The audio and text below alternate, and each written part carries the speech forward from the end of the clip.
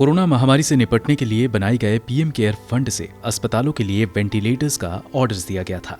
अब इन वेंटिलेटर्स में खामियां देखी जा रही हैं। चंडीगढ़, राजस्थान के बाद हाल ही में मोहाली और महाराष्ट्र के बीड़ में भी अस्पतालों ने खराब वेंटिलेटर्स की शिकायत की है।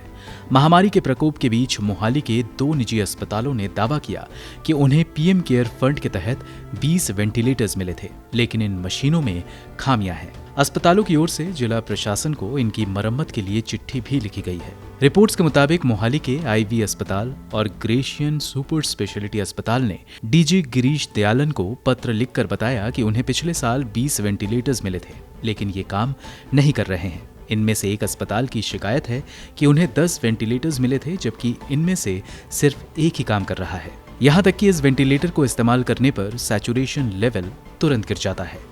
दूसरे अस्पताल की शिकायत है कि उन्हें पीएम फंड से पंजाब सरकार के जरिए 20 अगस्त 2020 को 10 वेंटिलेटर्स मशीन मिली थी और इन्हें 24 अगस्त को अस्पताल में लगाया गया। हालांकि पहले दिन से ही कुछ मशीनों में नेगेटिव एयरवे प्रेशर की परेशानी आ रही थी, जबकि कुछ में सॉफ्टवेयर की समस्या थी।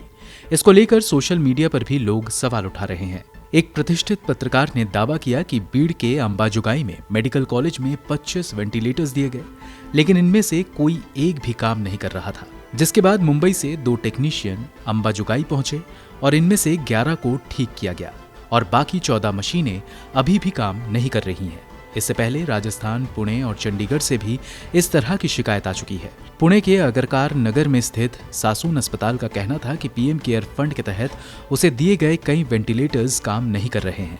बताया जा रहा है कि जिन अलग अलग कंपनियों को वेंटिलेटर्स बनाने के लिए पीएम केयर फंड से करोड़ों रुपए दिए गए थे, उनकी बनाई मशीनों में एक बड़ी समस्या प्रेशर ड्रॉप की है। बीते दिनों राजस्थान सरकार ने इस मुद्दे को केंद्र सरकार के सामने रखा था। राज्य के कई जिलों के मेडिकल अस्पतालों में दोषपूर्ण वेंटिलेटर्स की शिकायत के बाद सरकार ने केंद्र को पत्र लिखा था। कई अस्पतालों और मेडिकल कॉलेजों ने सीएम अशोक गहलोत के साथ हुई कोविड पर समीक्षा बैठक में खराब वेंटिलेटर्स मिलने की बात कही थी। इनके अलावा कई अन्य अस्पतालों ने भी वेंटिलेटर में खामियों की बात उजागर की है। अस्पतालों के अधिकारी कहते हैं कि वेंटिलेटर सिर्फ 1 या 2 घंटे काम करते हैं और फिर रुक जाते हैं।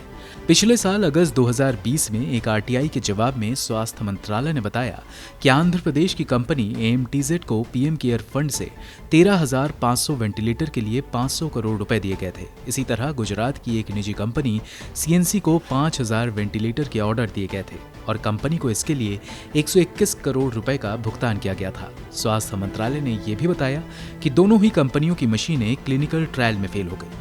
नोएडा की भी एक कंपनी एजीवीए को 10,000 वेंटिलेटर बनाने का कॉन्ट्रैक्ट दिया गया था। इस कंपनी के वेंटिलेटर भी क्लिनिकल ट्रायल में फेल हो गए, जबकि इसके बावजूद अस्पतालों में इन मशीनों का इस्तेमाल जारी रहा। ब्यूरो रिपोर्ट, गो न्यूज़।